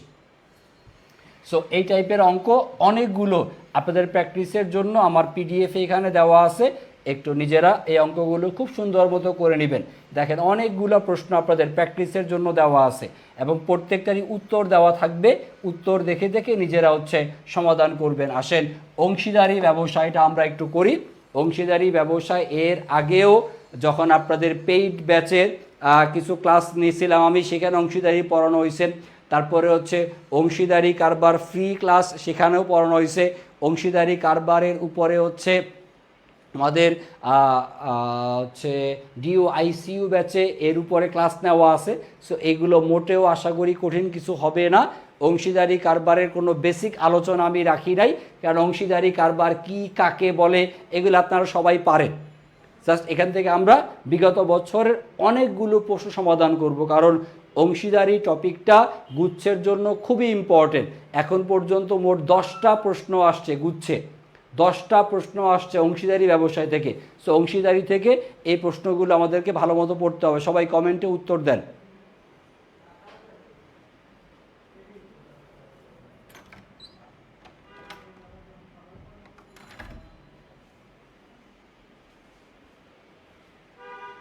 চুক্তির অবর্তমানে অংশীদারি ব্যবসায়ের কি হয়েছে? অংশীদারি ব্যবসায়ের মুনাফা, অংশীদারি ব্যবসায়ের মুনাফা চুক্তির অবর্তমানে মুনাফা কিভাবে বন্টন করতে হবে? মুনাফা বন্টন করা হবে কিভাবে? মুনাফা বন্টন করা হবে চুক্তিতে কোনো কিছু উল্লেখ না থাকলে সমানভাবে বন্টন করা হবে, সমানভাবে বন্টন হবে। তারপরে প্রতি মাসের 1 তারিখে, মাসের শুরুতে উত্তোলন করছেন কত টাকা? হইল 2000, আর উত্তোলনের সুদের হার কত? 5%, তাই তো?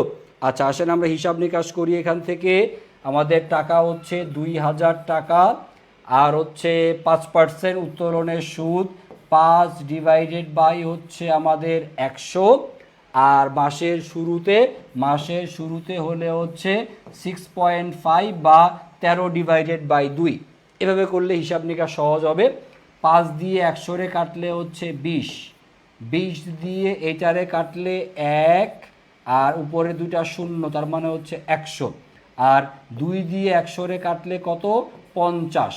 তাহলে এবার আমাদের ক্যালকুলেশন হচ্ছে 50 ইন্টু হচ্ছে 13, 5 13 65, আর একটা শূন্য, 650 আছে। এই যে অপশন নাম্বার সি, উত্তর হবে হচ্ছে সি নাম্বার অপশন। ওকে, আসে পরবর্তী প্রশ্নে যাই। পরবর্তী প্রশ্ন কোয়েশ্চেন নাম্বার 3, কোয়েশ্চেন নাম্বার 4 করেন, নিজেরা করতে থাকেন। অংশীদারি ব্যবসায়ের এই যে নতুন অনুপাত বের করা এরকমের প্রশ্ন, নতুন অনুপাত নির্ণয়ের প্রশ্ন এখন পর্যন্ত 3টা না 4টা প্রশ্ন আসছে, প্রায় 3টা বা 4টা প্রশ্ন আসছে নতুন অনুপাত থেকে। সো নতুন অনুপাতে একটু ভালো মতো পড়তেই হবে। করেন এই প্রশ্নগুলো করেন সবাই। Question number 3, question number 4।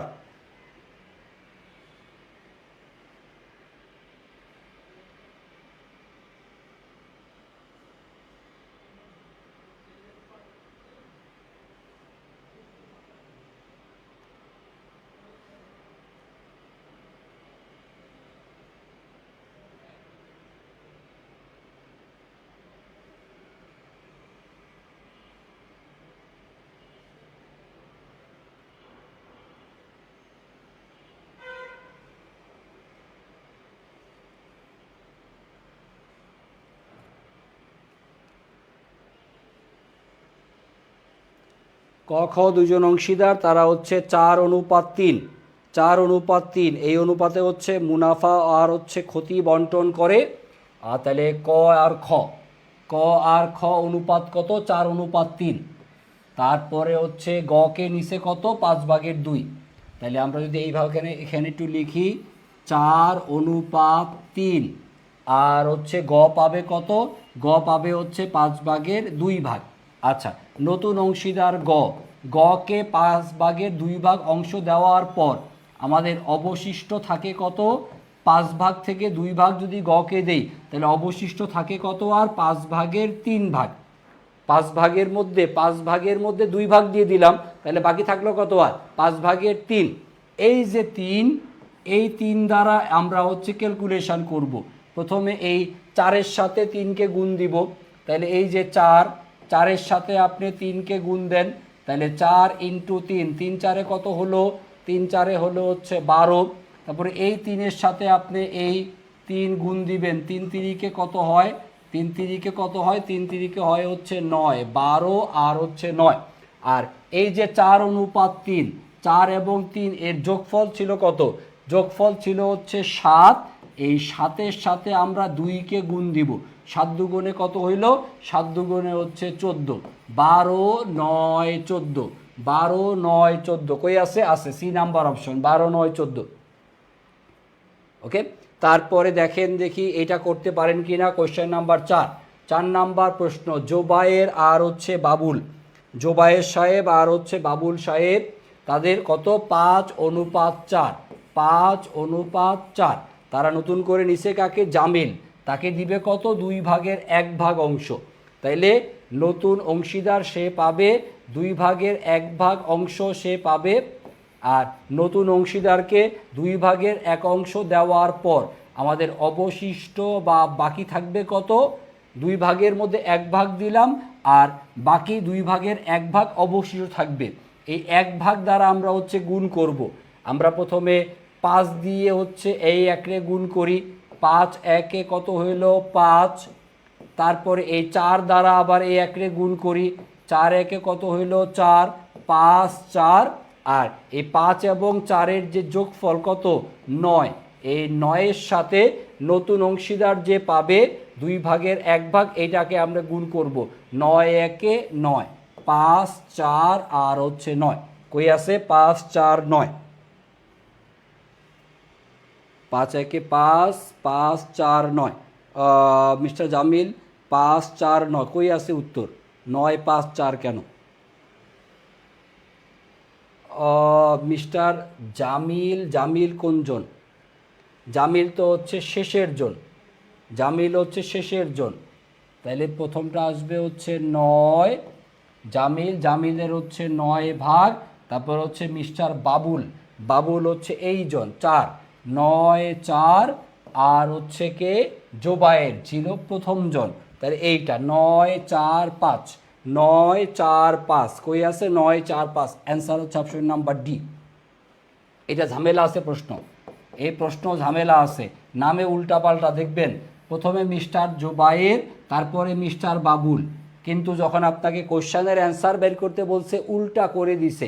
এই কোশ্চেনটা গুচ্ছের প্রশ্ন, একটু ঝামেলা আছে। অপশনে নাই, আছে, অপশনে আছে, অপশনে আছে, কিন্তু অপশনের নামগুলোর সিরিয়ালটা একটু এলোমেলো করে দেওয়া আছে, নামের সিরিয়ালটা এলোমেলো করে দেওয়া আছে।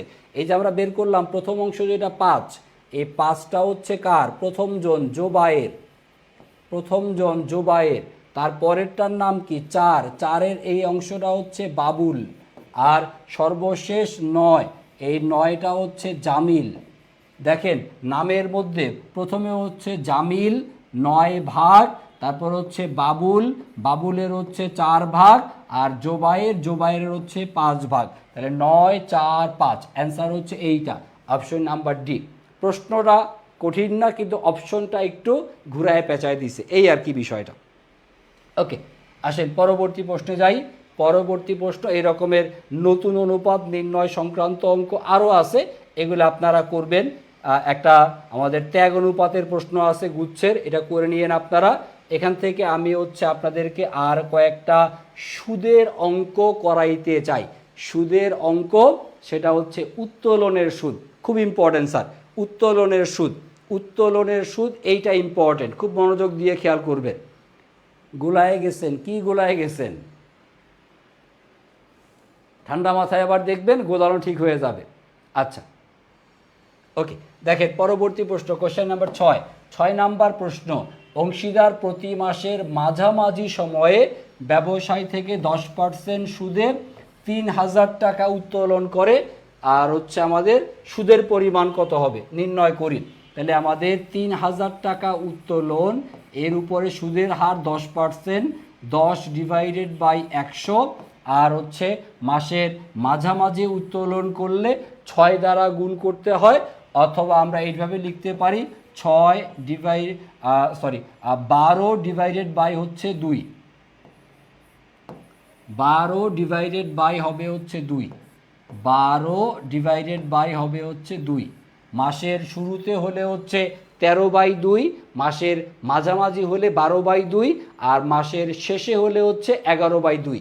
এবার যদি আপনি ক্যালকুলেশন করেন, এখান থেকে একটা দুইটা শূন্য কেটে দিলাম, 2 দ্বারা যদি আমরা 30 কাটি তাহলে কত হয়, 2 দ্বারা 30 কাটলে হচ্ছে, আচ্ছা 2 দ্বারা আমরা 12কে কাটি, 2 দ্বারা 12কে কাটে এখানে হচ্ছে 6, তাইলে 30, 10 আর 6, 3 6 হচ্ছে 18, একটা শূন্য দুইটা শূন্য, 1800 টাকা। আমাদের এখানে উত্তোলনের সুদ হবে 1800 টাকা, অপশন নাম্বার সি। তারপর কোশ্চেন নাম্বার 7, অংশীদারদের মধ্যে অংশীদারিত্ব চুক্তিনামা না থাকলেও তাদের প্রাপ্যতা কোনটি? মানে অংশীদারি চুক্তিতে উল্লেখ না থাকলেও আপনি বাধ্যতামূলক যেটা পাবেন সেটা হচ্ছে কি ঋণের উপরে সুদ। ঋণের সুদ আপনি বাধ্যতামূলক পাবেন, এটা নিয়ে কোনো ঝামেলা নাই। তারপরে আসেন কোশ্চেন নাম্বার করি, কোশ্চেন নাম্বার 8 নাম্বার প্রশ্ন, এটা আপনারা পারবেন। 8 নাম্বার প্রশ্ন, নতুন অনুপাত বের করা, সহজ নিয়মে এটা পারবেন। দেখি আমি আর কোনো প্রশ্ন, প্রত্যেক সপ্তাহের উত্তোলন, এটা আগে পড়াইছি ক্লাসে, সমাধান লিখে দেওয়া আছে, একটু নিজেরা করে নিয়েন এটা। তারপরে দেখি আর কোনো কঠিন বা টাফ কোশ্চেন থাকলে সেটা আমি আপনাদের করাই দেই। জগন্নাথ বিশ্ববিদ্যালয়ের আসা প্রশ্ন, এগুলো নিজেরা পড়বেন, পারবেন। তারপরে হচ্ছে নতুন অনুপাত বের করা, নতুন অনুপাত বের করার অঙ্ক করে দেওয়া আছে, করে নেবেন। এই অঙ্কটা আমরা একটু করি, মতিন এবং রথিন, এই কোশ্চেনটা এই বছর আমাদের রাজশাহী বিশ্ববিদ্যালয়ের পরীক্ষায় যেহেতু আসছে, হয়তোবা এই টাইপের প্রশ্ন আমার গুচ্ছের জন্য আসলেও আসতে পারে। এই কোশ্চেনটা একটু করি, আর খুব বেশিক্ষণ পড়াবো না, 5-7 মিনিট, তারপরে ক্লাস শেষ হয়ে যাবে। যারা যারা নামাজ পড়তে যাওয়ার জন্য তোড়জোড় করতেছেন, কয়টা বাজে? 1:15, তো আর 5 মিনিট পরে ক্লাস শেষ হয়ে যাবে ইনশাল্লাহ। একটু মনোযোগ দেন এই জায়গাটাতে। মতিন আর রথিন, তাদের প্রারম্ভিক মূলধন 50,000 টাকা আর হলো 70,000 টাকা। লাভ ক্ষতির বন্টনটা কিভাবে বলা আছে, প্রারম্ভিক মূলধনের উপরে 20% হারে তারা সুদ পাবে। আর মতিন এবং রথিন 12,000 টাকা আর 6,000 টাকা করে তারা বেতন পাবে। আর মুনাফার যে অংশটা অবশিষ্ট বা বাকি সেটা 2:3, অর্থাৎ আমাদের লাভ ক্ষতি এর 5 ভাগের মধ্যে 2 ভাগ অংশ মতিন সাহেব পাবে, আর 5 ভাগের মধ্যে 3 ভাগ অংশ রথিন এ পাবে। তো প্রশ্ন হচ্ছে এখন, মুনাফা যদি 40,000 টাকা হয় তাহলে মতিনের হিসাবে কত টাকা প্রাপ্য হবেন, মতিন সাহেব কত টাকা পাবেন, এইটা বের করতে হবে। আর এই কোশ্চেনটা, এই 13 নাম্বার কোশ্চেনটা যা আমরা পড়লাম, এই 13 নাম্বার কোশ্চেনটার একটা সমাধান আমাদের এখানে স্লাইডে সুন্দর মতো দেখেন করে দেওয়া আছে। যদিও এত বড় অঙ্ক আপনাকে পরীক্ষার হলে করা লাগবে না, এটা আপনি শর্টকাট মুখে মুখে ক্যালকুলেশন করে মেলায় ফেলতে পারবেন। বাট আপনাদের বুঝার জন্য আমি শুরুতে এখানে হচ্ছে দেখেন মূলধনের সুদ, মতিন 50,000 টাকার 20%, রথিন 70,000 টাকার 20%, 10 আর 14 কত হইল, 24,000 টাকা মূলধনের সুদ। তারপর হচ্ছে বেতন দেওয়া আছে, মতিনের 12, রথিনের 6, মোট বেতনের পরিমাণ হচ্ছে 18,000 টাকা। আর আমাদের মুনাফা দেওয়া ছিল কত, 40,000 টাকা মুনাফা, কিন্তু আমাদের মূলধনের সুদ এবং বেতন বাবদ খরচ হয় কত, 42,000 টাকা। তাহলে আমাদের বন্টনযোগ্য ক্ষতির পরিমাণটা কত, 2,000 টাকা হচ্ছে ক্ষতি। আর 2,000 টাকা এর 5 ভাগের 2 ভাগ এই অংশ পাবে মতিন, আর 5 ভাগের মধ্যে 3 ভাগ এই অংশ পাবে হচ্ছে রথিন। হিসাব নিকাশ করলে মতিন পাবে 800, রথিন পাবে হচ্ছে 1200, এই হচ্ছে মোট 2,000 টাকা। বের করতে বলা আছে যে আমাদের মতিনের হিসাবে কত টাকা পাবেন। মতিন মূলধনের সুদ পাবে 10,000, এই যে মূলধনের সুদ 10,000, তারপরে মতিনের বেতন পাবে সে 12,000 টাকা বেতন, আর ক্ষতির পরিমাণ যে 800 টাকা, এই ক্ষতির পরিমাণটাকে আমরা বিয়োগ করব বা বাদ দিব, অ্যান্সার হবে 21,200 টাকা। এইভাবে মোটামুটি যোগ বিয়োগ করে আপনাকে করে নিতে হবে।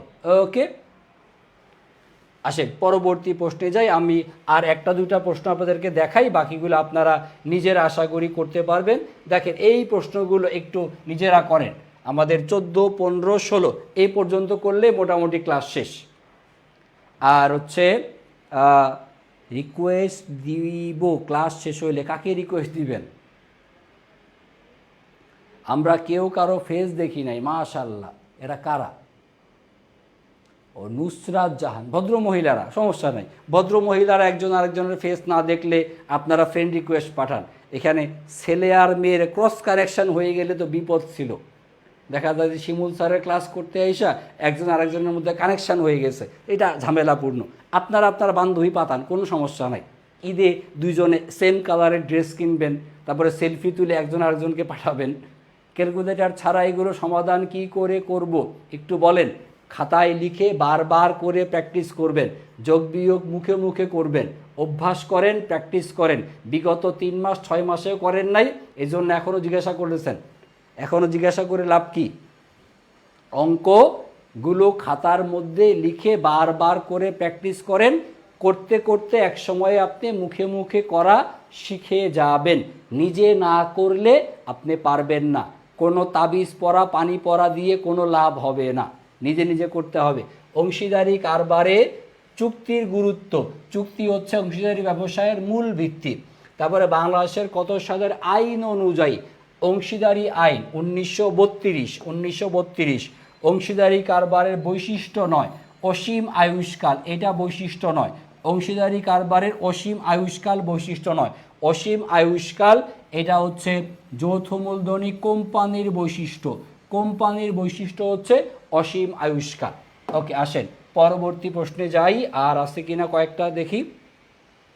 দেখেন এই কয়টা পারেন কিনা আপনারা। কোয়েশ্চেন নাম্বার 17, 18, 19 করেন দেখি, অল্প কয়টা কোয়েশ্চেন সমাধান করে ফেলেন। কোয়েশ্চেন নাম্বার 17, সাধারণ অংশীদারি ব্যবসায়, সাধারণ অংশীদারি কারবার, এখানে আপনার সর্বোচ্চ সদস্য সংখ্যা জানতে চাইছে। সাধারণ অংশীদারি কারবার, সাধারণ অংশীদারি কারবার যদি হয় সেই ক্ষেত্রে হবে কতজন? 20 জন, 20 জন। আর যদি ব্যাংকিং অংশীদারি হয়, ব্যাংকিং হইলে হবে কয়জন? ব্যাংকিং অংশীদারি হইলে হবে হচ্ছে 10 জন। ব্যাংকিং অংশীদারি হলে তখন সদস্য হবে হচ্ছে 10 জন। আর নর্মালি ক্ষেত্রে হবে কতজন? 20 জন। তারপরে কোন অংশীদার কারবার পরিচালনায় অংশগ্রহণ করতে পারে না? অংশগ্রহণ করতে পারে না যে বা করে না যে, সেটাকে বলা হবে হচ্ছে নিষ্ক্রিয় অংশীদার, বা যার অন্য নাম মাত্র অংশীদার বলা যেতে পারে। নাম মাত্র অংশীদার এইটা বলা যেতে পারে। তারপরে অংশীদারি লাভ লোকসান নিয়ে যদি চুক্তিপত্রে কোনো কিছু না বলে দেওয়া থাকে তাহলে বণ্টিত হবে কিভাবে? বণ্টিত হবে হচ্ছে সমান হারে, সমান হারে বণ্টিত হবে। ওকে, তারপরে আর লাগবে কি না প্রশ্ন?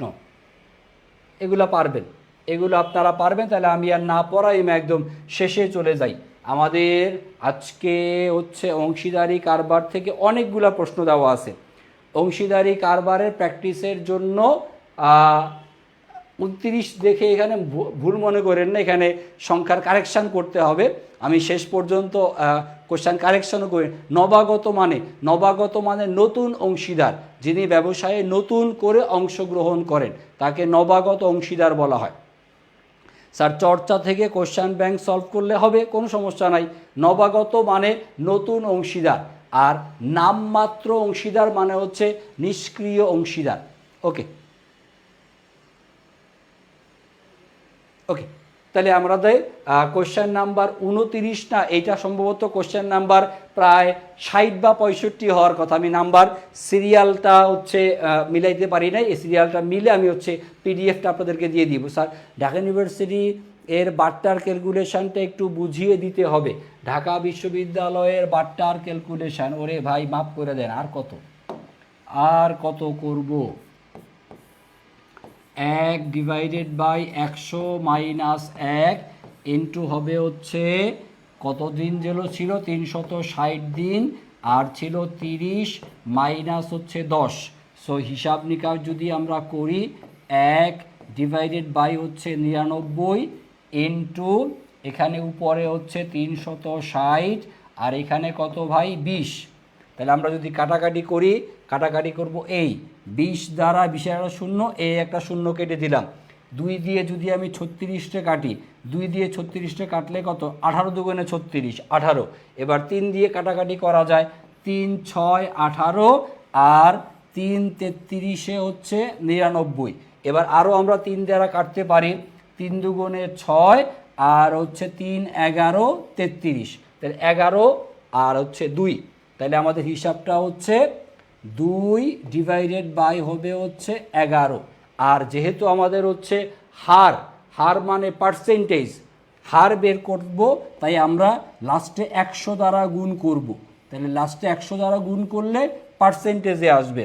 তাহলে 2 ইন্টু 100 200 ডিভাইডেড বাই 11। সো ক্যালকুলেশনটা হচ্ছে 11 ডিভাইডেড বাই হবে হচ্ছে 200। 11 দ্বারা 200কে ভাগ করব। 11 একে 11 নামলো কত এখানে 9 আর একটা শূন্য 90। এবার যাবে হচ্ছে 8 বার, তাইলে হচ্ছে 8 11 88 নামলো, বিয়োগফল হচ্ছে 2, এই হলো 18। এবার একটা দশমিক দিব, পাবো একটা শূন্য 20। তারপরে হিসাবটা হচ্ছে এই, তারপরে আবার যাবে আমাদের হচ্ছে একবার 11 একে 11 নামলো এখানে কত 9, দশমিক থাকলে শূন্য পাবেন, আবার 8 বার দিবেন 18.18। এইভাবে আপনি হিসাবটা করবেন 18.18%। এইভাবে করে নিতে হবে। খুব একটা সহজ না অঙ্ক, সহজ হলে তো ভাই সবাই পারত। সো এই হবে ক্যালকুলেশনটা, এই হচ্ছে আমাদের অঙ্কের মান বসানো। আর এতটুকু জায়গাতে আমি হচ্ছে এখানে কাটাকাটি করে আপনাকে দেখালাম। আর দেন এই জায়গাটা অংশের মধ্যে হচ্ছে আপনাকে আলাদা করে হাতে কলমে ভাগ করে নিতে হবে। একটু প্র্যাকটিস করবেন, করলে ইনশাল্লাহ পেয়ে যাবেন।